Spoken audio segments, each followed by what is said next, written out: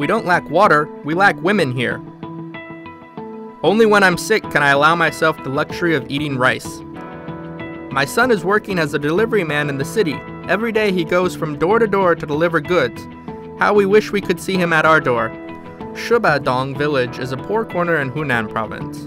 Men in this isolated poor village were finding it very difficult to marry. About 80% of the young villagers went out to find work in cities. Those left behind were mostly seniors, women, and children. For most of them, the only source of income was the money sent back by their families working in some faraway cities.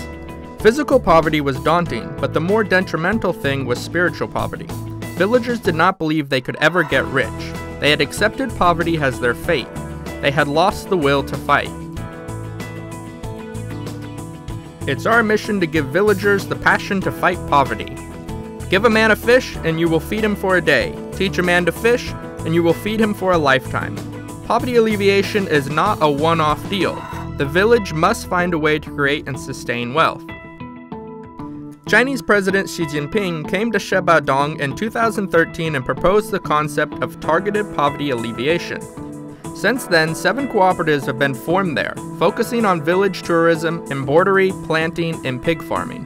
In 2015, the work team persuaded villagers to pool government subsidies to form a partnership with an agriculture company to start a kiwi plantation. The plantation is expected to bring in about 5,000 yuan for each villager annually for at least the next 3 decades.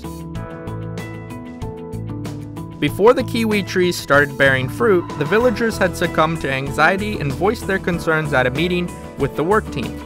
If we had kept the subsidies, our family would now have 9,000 yuan in hand, one villager said. On the leadership evaluation form, villagers even gave Mr. Long, head of the work team, the lowest score. After learning the result, Long, a rugged-looking man whose hard work didn't win villagers' trust, failed to hold back his tears. Yet there was a silver lining. This was caught on camera and was shown on a news broadcast. President Xi watched the news and praised Long for his unique work style.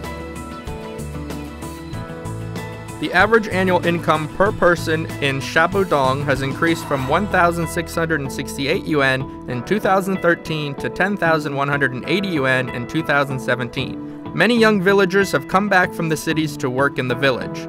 Now the village committee is helping those single men find wives. They organize group blind dates and training sessions on how to date. So far, 12 out of the 38 single men over 40 have found their Miss Right.